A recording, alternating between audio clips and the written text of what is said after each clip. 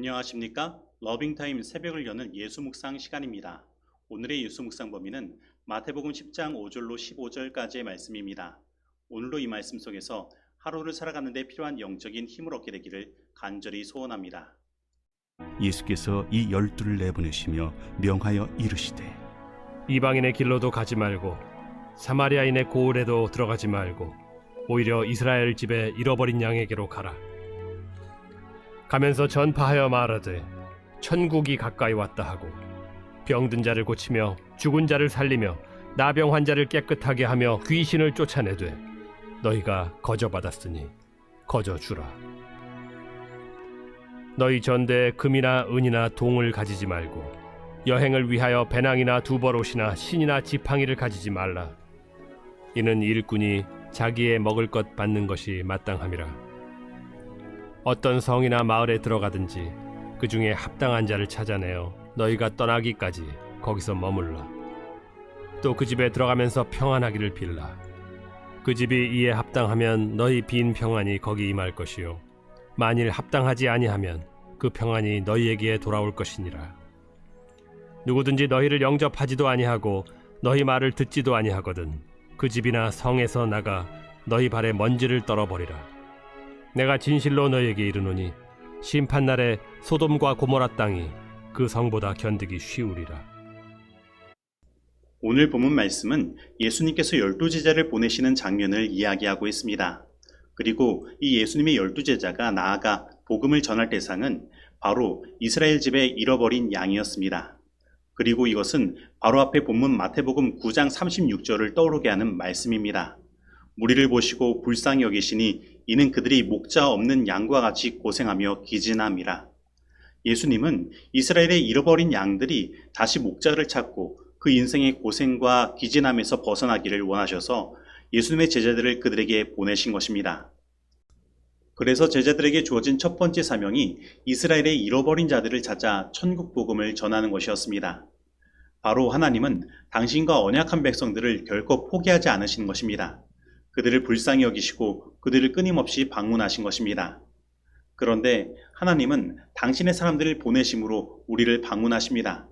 그리고 우리는 이미 그들의 방문을 받았을 수도 있고 우리가 그들을 방문하였을 수도 있습니다. 그래서 여러분, 누군가가 나를 전화로 방문할 수도 있습니다. 그리고 누군가가 나의 집에 찾아올 수도 있습니다. 그리고 누군가를 길을 가다가 우연히 만날 수도 있습니다. 그리고 누군가가 나를 위해 기도하고 있다는 이야기를 들을 수도 있습니다.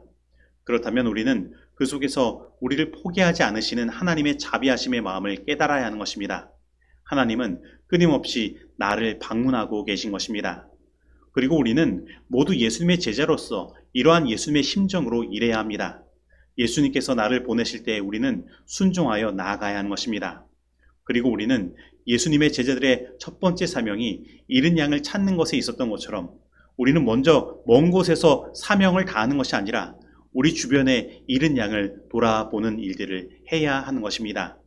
그리고 오늘 나의 마음 가운데 떠오르는 목자를 잃어버린 양이 있다면 예수님께서 그에게 가라고 보내시는 명령인 것을 깨닫고 순종하여 그에게 나아가게 되기를 바랍니다. 예수님께서 제자들을 보내실 때 그들을 그냥 보내지 않으셨습니다. 예수님은 그들이 전할 말씀과 능력도 함께 보내신 것입니다. 그리고 그들이 이 세상이 전한 첫 번째 말씀이 천국이 가까웠다라는 것입니다. 그리고 그들은 병든 자를 고치며 죽은 자를 살리며 문둥이를 깨끗하게 하며 귀신을 쫓아내므로 천국의 실체를 보여주고 천국의 말씀을 확증한 것입니다. 바로 천국은 예수 그리스도로 말미암아 제자를 통하여 지금 잃어버린 자들 앞에 펼쳐지고 있는 것입니다. 그런데 이 말씀을 묵상하면서 우리는 이러한 생각을 할 수도 있습니다. 아니, 이때에는 이렇게 큰 능력으로 복음을 전하니 부흥할 수밖에 없지. 그런데 왜 우리들에게는 이러한 능력이 일어나지 않지? 왜 우리의 복음에는 능력이 없지? 그렇다면 우리들에게 이러한 능력이 사라진 이유는 무엇입니까? 그것은 바로 우리 스스로가 아직 천국을 경험하고 있지 않기 때문입니다. 그러면 천국은 무엇입니까? 천국은 바로 예수님이 다스리는 곳이 천국이며 예수님을 왕으로 모시는 사람들은 누구나 다 경험할 수 있는 것입니다. 그래서 먼저 우리는 이것을 생각해야 합니다. 나는 지금 예수님을 왕으로 모시고 있는가? 나의 삶의 주인은 누구인가? 그렇다면 예수님을 나의 삶의 주인으로 모신다는 것, 왕으로 모신다는 것은 무엇입니까? 예수님의 제자들은 주님으로부터 부름을 받았고 보냄을 받았고 능력을 받았습니다. 제자들은 철저하게 주님을 의지하면서 주님께서 하라고 하신 일들을 한 것입니다.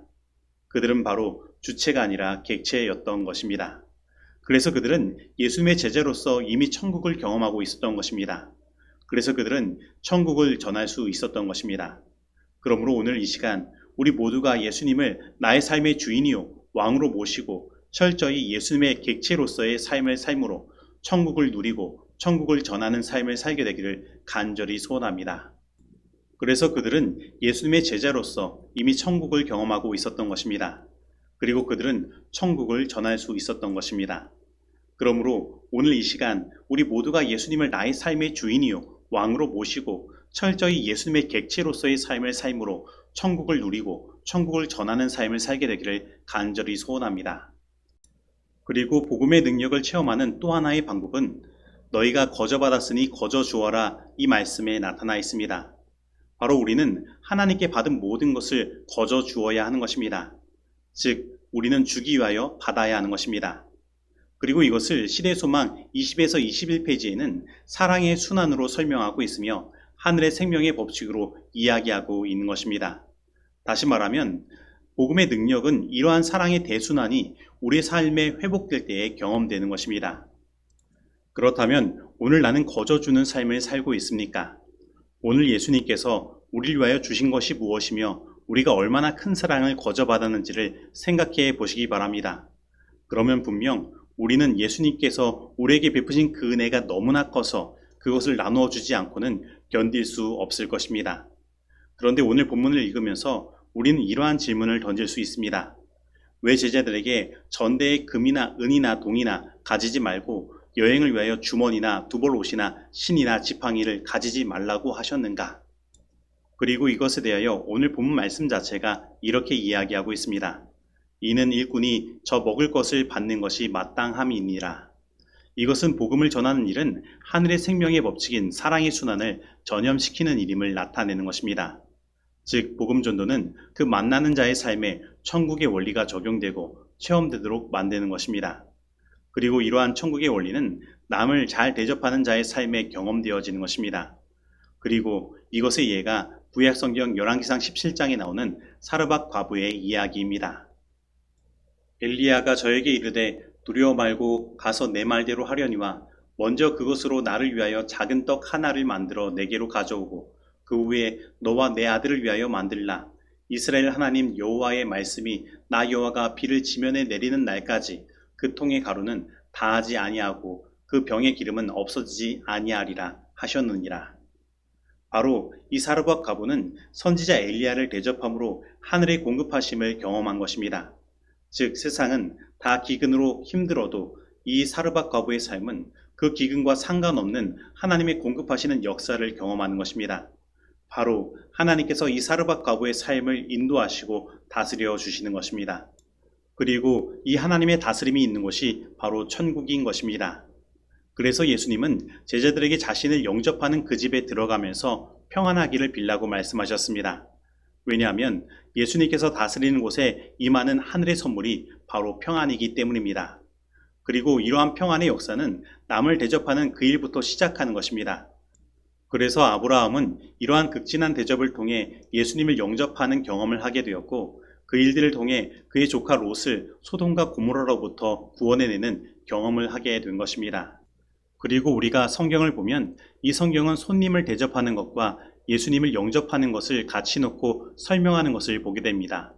히브리서 13장 1절로 2절 말씀입니다. 형제 사랑하기를 계속하고 손님 대접하기를 잊지 말라. 이로써 부지 중에 천사들을 대접한 이들이 있었느니라. 그러나 여러분, 오늘날 우리의 삶 가운데 손님을 대접하고 초청하는 일들이 얼마나 사라졌습니까? 오늘 다시 한번 나의 삶을 돌아보고 형제 사랑하기를 계속하고 손님 대접하는 일들을 즐겨하게 되기를 바랍니다. 그래서 오늘 우리의 삶 가운데 천국의 평안이 이르러 오고 예수님의 온전한 다스림을 통해 천국이 경험되게 되기를 온전히 소원합니다. 그리스도께서는 만물을 하나님에게서 받으셨다. 그러나 그분은 주기 위하여 받으셨다. 이것은 하늘 궁정에서도 그러하고 모든 피조물을 위한 그분의 봉사에 있어서도 그러하다. 사랑하시는 아들을 통하여 아버지의 생명이 만물에게로 흘러나간다. 또한 아들을 통하여 그것은 찬양과 기쁨의 봉사로 사랑의 조수처럼 만물의 대근원이신 분께로 다시 돌아온다. 그리하여 그리스도를 통하여 자의 순환이 완전히 이루어지며 크신 시여자의 품성 곧 생명의 법칙을 드러낸다. 시대소망 21페이지의 말씀입니다. 이제 적용하는 시간입니다. 오늘 나는 나를 방문하고 나를 위해 기도해주는 사람들이 있다는 사실을 통해 하나님의 자비하심을 느끼고 있습니까? 오늘 나는 이 세상에 어떠한 복음을 전하고 있습니까? 내가 전하는 복음이 천국 복음이 맞습니까? 오늘 나는 예수님을 나의 삶의 주인으로 모시고 있습니까? 오늘 나는 손님 대접하기를 즐겨하는 사람입니까? 나의 삶에 하늘의 생명의 법칙인 사랑의 순환이 실천되고 있습니까? 오늘 이 말씀 속에서 내가 실천해야 할 것은 무엇입니까? 기도하시겠습니다. 하나님 아버지, 오늘 우리들을 포기하지 않으시고 우리를 방문하고 우리를 위하여 기도하는 자를 허락하여 주시니 감사드립니다. 오늘 이 하나님의 포기하지 않으시는 그 사랑에 온전히 반응하게 하여 주옵시고 예수님을 우리의 삶의 주인으로 왕으로 모실 수 있도록 우리에게 믿음을 허락하여 주옵소서. 그리고 오늘 우리들이 전하는 복음이 천국 복음이 되게 하여 주옵시고 우리가 가는 모든 곳에 하나님께서 주시는 평안이 경험되도록 인도하여 주옵소서. 그리고 오늘 우리가 거저받았으니 거저주는 하늘의 사랑의 대순환의 법칙을 따라 사는 삶을 살게 하여 주옵시고 하늘의 생명의 법칙인 사랑의 대순환이 우리가 가는 모든 곳마다 전염되어 일어나 참된 천국이 우리가 가는 곳마다 경험될 수 있도록 인도하여 주옵소서. 이 모든 말씀 예수님의 이름으로 기도드립니다. 아멘.